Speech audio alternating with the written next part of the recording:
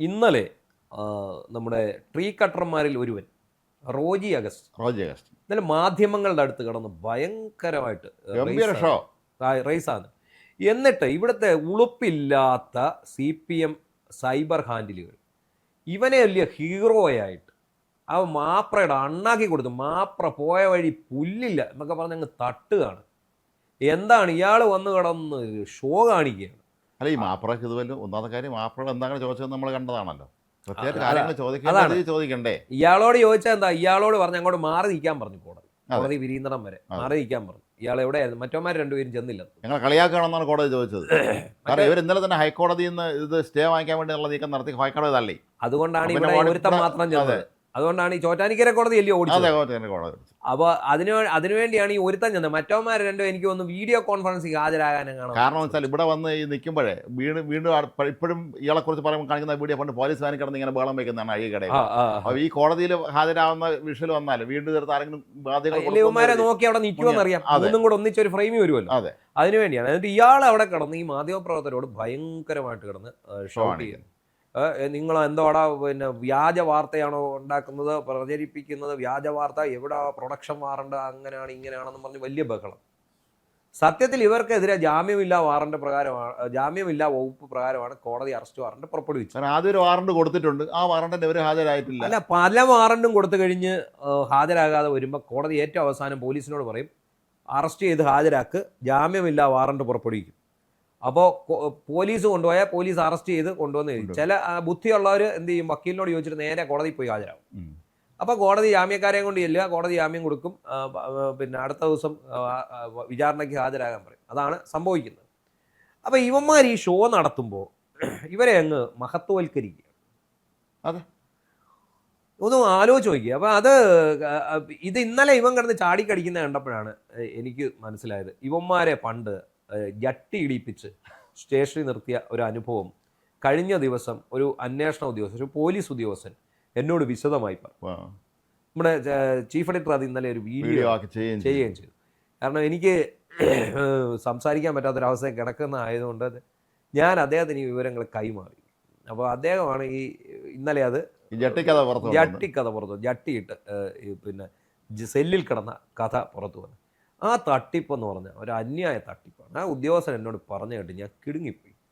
ഇത്രയും വലിയ തട്ടിപ്പുകാരന്മാരെയാണ് ഇവിടെ ഇവർ പൊക്കിക്കൊണ്ട് നടക്കുന്നത്. അതപ്പോഴും അങ്ങനെയാണല്ലോ നമ്മുടെ നാട്ടിലെ രീതിയായി മാറിക്കഴിഞ്ഞു. അതെ, ഈ തിരുട്ട് ഫാമിലിയെ പൊക്കിക്കൊണ്ട് നടക്കുന്ന അതേ കാരുണ്യത്തോടെയും സ്നേഹത്തോടെയും ലാളിത്യത്തോടെയും ഒക്കെയാണ് ഇവന്മാരെ ഈ CPMകാർ പൊക്കിക്കൊണ്ട് നടക്കുന്നത്. ഇത് 2016 ഈ സംഭവം. അതായത് കളമശ്ശേരി പോലീസ് ആണ് ഈ കേസെടുക്കുക. അതെന്താണെന്ന് ചോദിച്ചു കഴിഞ്ഞാൽ ഈ 2016 നമ്മുടെ അതെ നിയമസഭാ തെരഞ്ഞെടുപ്പ് പ്രഖ്യാപിക്കും. നിയമസഭാ തെരഞ്ഞെടുപ്പ് പ്രഖ്യാപിക്കുമ്പോൾ ഉദ്യോഗസ്ഥന്മാരുടെ ഷഫ്ലിംഗ് ഉണ്ടാകുമല്ലോ. അങ്ങനെ പോലീസിൽ ഷഫ്ലിംഗ് ഉണ്ടാകും. പോലീസിൽ ഷഫ്ലിംഗ് ഉണ്ടായിട്ട് കളമശ്ശേരിയിൽ പുതുതായിട്ട് വന്ന ഒരു ഉദ്യോഗസ്ഥൻ, അദ്ദേഹം പഴയ ഫയലെല്ലാം തപ്പുന്ന കൂട്ടത്തിൽ ഒരു വളരെ വിചിത്രമായ ഒരു കേസ് കിടക്കുന്നു. അത് 10 കൊല്ലം മുമ്പെങ്ങാണ്ടുള്ളത്. അത് 10 ആണോ 5 6 കൊല്ലം അങ്ങോട്ട് മുമ്പുള്ളത്. ബാങ്ക് ഓഫ് ബറോഡയുടെ കളമശ്ശേരി ശാഖയെ 2 കോടി രൂപ തട്ടിച്ചു എടുത്തു എന്നുള്ള കേസാണ്. വഞ്ചന, ചീറ്റിംഗ് കേസാണ്. അതെന്താണെന്ന് ചോദിച്ചാൽ വയനാട്ടിൽ യവന്മാർക്കുള്ള സ്ഥലം, യവന്മാർക്കുള്ള കണ്ണായൊരു സ്ഥലമുണ്ട്. ഒരു 6 കോടി രൂപ വില മതിക്കുന്ന സ്ഥലമാണ്. ഈ അന്നത്തെ ഈ 2 കോടി എന്ന് പറഞ്ഞാൽ ഇന്നത്തെ 20 കോടിക്ക് സമാനമാണ്. ഈ കണ്ണായ സ്ഥലം ഒരു 6 കോടി രൂപ വില മതിക്കുന്ന ഒരു സ്ഥലം. യവന്മാരെന്ത് ചെയ്യുന്നു, ഈ സ്ഥലം കാണിച്ചിട്ട് ഇവിടെ ഒരു ലോണിന് അപ്ലൈ ചെയ്യും. അപ്പോൾ വാല്യൂവർ വരുന്നു ബാങ്കിൻ്റെ, അത് കോഴിക്കോട് നിന്നാണ് ചെല്ലുന്നത്. അയാൾ ഒരു റിട്ടയർഡ് ബാങ്ക് ഉദ്യോഗസ്ഥനാണ്. ഇയാൾ ചെല്ലുമ്പോൾ ഇയാളെ ഈ കണ്ണായ സ്ഥലം കൊണ്ട് കാണിക്കും.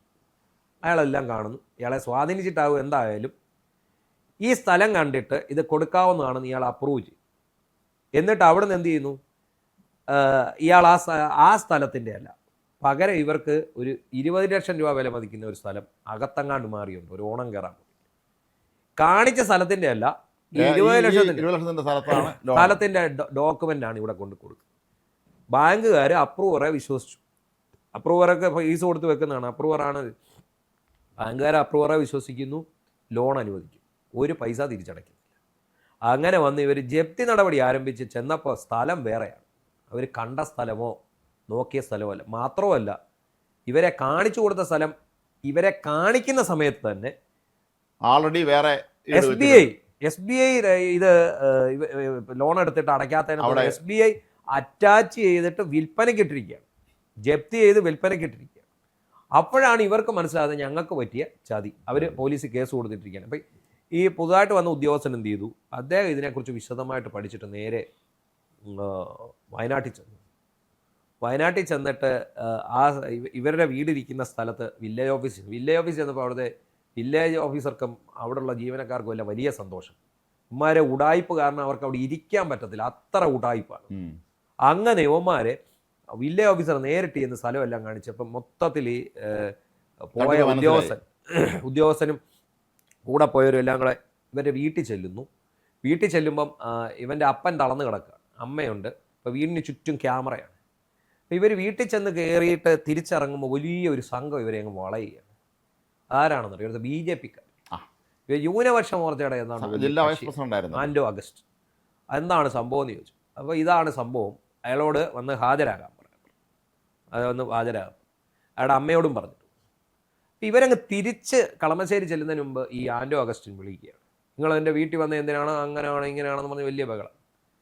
അപ്പോൾ ഈ ഉദ്യോഗസ്ഥൻ പറഞ്ഞു, നിങ്ങൾക്കെതിരെ ചീറ്റിംഗ് കേസുണ്ട്, ഞാൻ പിടിച്ചകത്തിടും, നിങ്ങൾ വേണമെങ്കിൽ പോയി ജാമ്യം എടുത്തു, ജാമ്യം എടുക്കാനുള്ള സമയം ഞാൻ നിങ്ങൾക്ക് തരാം, ഇല്ല ഞാൻ പിടിച്ചകത്തിടും.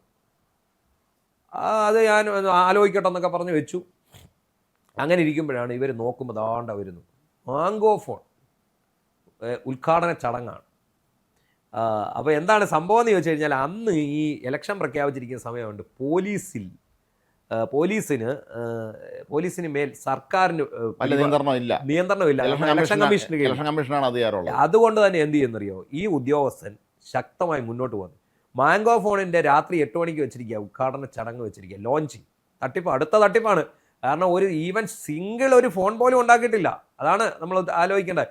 പടത്തിൽ ഡിസൈൻ ചെയ്ത് വെച്ചിരിക്കുകയാണ്. അതിനകത്ത് അമിതാഭ് ബച്ചനും സച്ചിൻ തെണ്ടുൽക്കറും ബ്രാൻഡ് അംബാസഡറാണ്, അവർ അറിഞ്ഞിട്ടേ ഇല്ല. രമേശ് ചെന്നിത്തല, അന്നത്തെ ആഭ്യന്തരമന്ത്രി രമേശ് ചെന്നിത്തലയാണ്. അപ്പോൾ ആ ചടങ്ങിന് വരുന്ന വഴിക്ക് ഒരു വലിയ ഇതല്ല, റേഞ്ച് റോവറല്ല വരുന്നത്. ഈ കളമശ്ശേരി SI സംഘം കൂടി ഉമ്മാരെ അങ്ങ് തപ്പി അതിൻ്റെ മുമ്പിലിട്ട്, ലേ മെറിഡിയ ഹോട്ടലിൻ്റെ മുമ്പിലിട്ട് തപ്പിയതിന് ശേഷം ഇവന്മാരെ വലിയ മുട കാണിച്ചു. അവിടുന്ന് CI എല്ലാം കൂടെ വന്ന് ഇവനെ തൂക്കി കൊണ്ടുവന്നു. ഇവൻ ഭയങ്കര മുടയാണ്. അപ്പോൾ പോലീസുകാരെന്തോ ചെയ്തു, അഴിക്കാൻ പറഞ്ഞു മൊത്തം. കോട്ട സൂട്ടൊക്കെ എടുത്ത് ഗാർഡ് റൂമിൻ്റെ സൈഡിൽ ഇങ്ങനെ കൂട്ടി വെച്ചിരിക്കുക, ഷൂസും അല്ല. ഈ സെല്ലിനകത്ത് ബനിയനും ജട്ടി മാത്രം ഇട്ടുകൊണ്ട് നിൽക്കുകയാണ് ആശാന്മാർ രണ്ടുപേര്. വലിയ പുലികളാണ്, വിളിവരികയാണ്. ഓർത്തോണം നിങ്ങൾ, കോൺഗ്രസിൻ്റെ ഒരു മന്ത്രിയാണ് വിളിക്കുന്നത് ഇവരെ ഇറക്കി വിടണമെന്ന്. പക്ഷെ ഇവർ പോലീസിനെ അനുസരിക്കേണ്ട കാര്യമില്ല, കാരണം ഭരണമില്ല, ഇലക്ഷൻ കമ്മീഷൻ മന്ത്രി. അപ്പോൾ IG വിളിക്കുന്നു, പിന്നെ പോലീസ് കമ്മീഷണർ വിളിക്കുന്നു, ഫയൽ വിളിപ്പിക്കുന്നു. അവിടെ ചെന്ന് IG ഇത് നോക്കിയിട്ട് പറഞ്ഞു, മഹിപാൽ യാദവ് എന്ന് പറഞ്ഞ IG, ദിനേശ് എന്ന് പറഞ്ഞ പോലീസ് കമ്മീഷണർ നോക്കിയിട്ട് ഈ ഉദ്യോഗസ്ഥരോട് ചോദിച്ചു, ഇതെല്ലാം ശരിയാണല്ലോ, ഇത് ഭയങ്കര തട്ടിപ്പാണ്, ആണ്ടിനെ പിടിച്ച് അകത്തിട്ടായിരുന്നു. ഒരു കാരണവശാലും ഇവന്മാർ, ജോസുകുട്ടിയും ആൻഡോ അഗസ്റ്റും, മറ്റവൻ ഇതിനകത്ത് ഇല്ല, ഇവന്മാർ രണ്ടേ ഉള്ളൂ. ആണ്ടിനെ പിടിച്ച് അകത്തിട്ട് ഇറക്കരുത് പിടിച്ച് റിമാൻഡ് ചെയ്തു. 1.5 മാസം കിടന്നു അകത്ത്. അതിനിടയ്ക്കാണ് വേറൊരു കേസ് കൂടെ അവിടെ തന്നെ ഉണ്ട്, കളമശ്ശേരി. അത് ഇതായിരുന്നു, ലോറി കൊടുക്കാമെന്ന് പറഞ്ഞു. ഒരു ലോറി കമ്പനിയുടെ ഫ്രാഞ്ചൈസി എടുത്തിട്ട് ടോറസ് പോലത്തെ ഒരു ലോറിയാണ്. ഈ ലോറി കൊടുക്കാമെന്നും പറഞ്ഞ് 10-15 പേരുടെ കയ്യിൽ നിന്ന് 5 ലക്ഷം 6 ലക്ഷം ഒക്കെ വെച്ച് മേടിച്ച് അതിനും കൂടെ പിടിച്ച് അകത്ത്. സെൻട്രൽ സ്റ്റേഷനിൽ വേറൊരു കേസുണ്ടായിരുന്നു. ഇവന്മാരൊരു മറ്റേ കാറ്, ആഡംബര കാർ, അത് ഏതായിരുന്നെന്ന് ഞാൻ മറന്നുപോയി. ഒരു ആഡംബര കാറിൻ്റെ വലിയ 1 കോടി രൂപ വിലയുള്ള ആഡംബര കാർ. ഇവന്മാരിത് പ്രാഥമിക ഇത് അടച്ചേച്ച് ഒരു ലോൺ ഇട്ട് ഈ കാർ എടുക്കും. ഈ കാർ എടുത്തിട്ട് ഈ കാറും കൊണ്ട് ഇവന്മാർ മുങ്ങുക. ഇവന്മാർ കോഴിക്കോട്ട് ചെന്നിട്ട് ഈ കാറ് നേരെ കർണാടകത്തിലോട്ട് കടത്തും. ഇതിൻ്റെ പേരിൽ പോലീസ് പുറകെ നടക്കുക, കണ്ടെത്താൻ കഴിഞ്ഞില്ല. 5 പൈസയും അടച്ചിട്ടില്ല.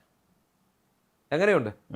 അപ്പോൾ ഇത്രയും വലിയ തട്ടിപ്പുകൾ നടത്തി മുന്നോട്ട് പോകുന്ന ഈ സഹോദരന്മാർക്ക് വേണ്ടി ഈ നാട്ടിലെ ഇടയ്ക്കിടയ്ക്ക് കൊണ്ടുവരേണ്ടി വരും.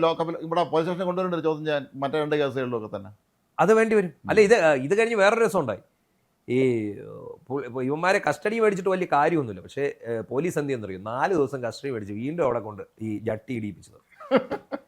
അത് ഇത്ര ഷോ ഇറക്കിയതിൻ്റെ പേരിലാണ്. ഇവന്മാരെ എനിക്കൊന്ന് ആ ഉദ്യോഗസ്ഥനെയൊക്കെ ഇവന്മാർ ഇപ്പോഴും ടാർഗറ്റ് ചെയ്യുന്നുണ്ടെന്ന് തോന്നുന്നു. അങ്ങനെയൊക്കെ ഇപ്പോൾ എവിടെയാണെന്ന് പോലും അറിയും. എന്തായാലും പിണറായിയുടെ കാലത്ത് അയാൾ എവിടെയെങ്കിലും ഒതുക്കി കാണും. അതാണ്, അയാളൊക്കെ കൃത്യമായിട്ട് അയാളുടെ ജോലി ചെയ്തു.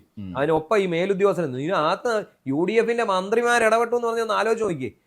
അപ്പോൾ ഇവന്മാർ ഈ ഫ്രോഡുകൾക്ക് വേണ്ടി UDF, LDF, BJP എല്ലാം ഒന്നിച്ച് നിൽക്കുകയാണ്. ഇവന്മാർ എന്നിട്ട് ഇവിടെ ഫ്രോഡ് തരം കാണിച്ചിട്ട് ഒരു ചാനലും ഉണ്ടാക്കി അതിന്റെ തലപ്പത്ത് മന്ത്രി അന്ന് ഈ വിളിച്ചു പറഞ്ഞ മന്ത്രി ഇന്ന് ഉന്നത പദവിയിൽ UDF കൺവീനറാണ്. നാട്ടുകാരെ മുഴുവൻ മര്യാദ പഠിപ്പിക്കുന്ന മര്യാദ പുരുഷോത്തമന്മാരായിട്ട് നിൽക്കുകയാണ് അയാൾ പറയുന്നത്.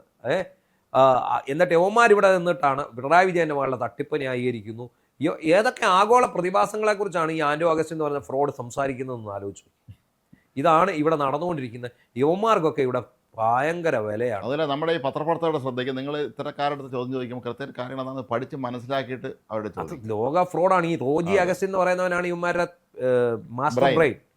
അവൻ ലോക ഫ്രോഡാണ്. ഇവന്മാരുടെ വാചകടിയിലൂടെയാണ് ഇവന്മാർ പിടിച്ചിരിക്കുന്നത്. ഇവന്മാർക്ക് വാചകടിക്കാൻ പ്രത്യേക കഴിവാണ്. ഇവന്മാർ വളരെ ഭംഗിയായിട്ട് ഏത് നുണയും അവന്മാർ വലിയ സത്യമാക്കി മാറ്റും. പിന്നെ ഇവന്മാരെയൊക്കെ മുമ്പിൽ ചെന്ന് നിന്ന് പപ്പ അടിച്ചു കഴിഞ്ഞാൽ വളരെ നാണക്കേടാണ്. ഇത് നമ്മുടെ മാധ്യമപ്രവർത്തകരുടെ പ്രശ്നം എന്താണ്, ഇവർ നമ്മുടെ ചാനലിൽ വന്നിരുന്ന് ഈ ഘോരം പ്രസംഗിക്കുന്നതല്ലാതെ ഇവരെ കൊണ്ട് ഒരു ന്യായമായ ഒരു ചോദ്യം ചോദിക്കാൻ ഒരാളെ കൊണ്ട് സാധിക്കുക. കാര്യങ്ങളെക്കുറിച്ച് അതിനുള്ള എക്സ്പീരിയൻസ് ഇല്ല നമ്മുടെ പല മാധ്യമപ്രവർത്തകർക്കും, അതില്ല. അതുകൊണ്ട് തന്നെയാണ് VD സതീശന്റെ മുമ്പിലും ഇവരെല്ലാം മുട്ടുമടക്കി പോരുന്നത്. VD സതീശനെ ചോദ്യം ചോദിച്ച് കുടുക്കിയിടാൻ പറ്റുന്ന എത്രയോ സന്ദർഭങ്ങൾ കഴിഞ്ഞ ദിവസം ഉണ്ടായിരുന്നു. ഇവരാരും അത് ചോദിക്കത്തില്ല. കാരണം എന്താണെന്ന് ചോദിച്ചാൽ ഇവർക്ക് മാധ്യമ പ്രവർത്തനത്തിൽ എക്സ്പീരിയൻസ് ഇല്ല.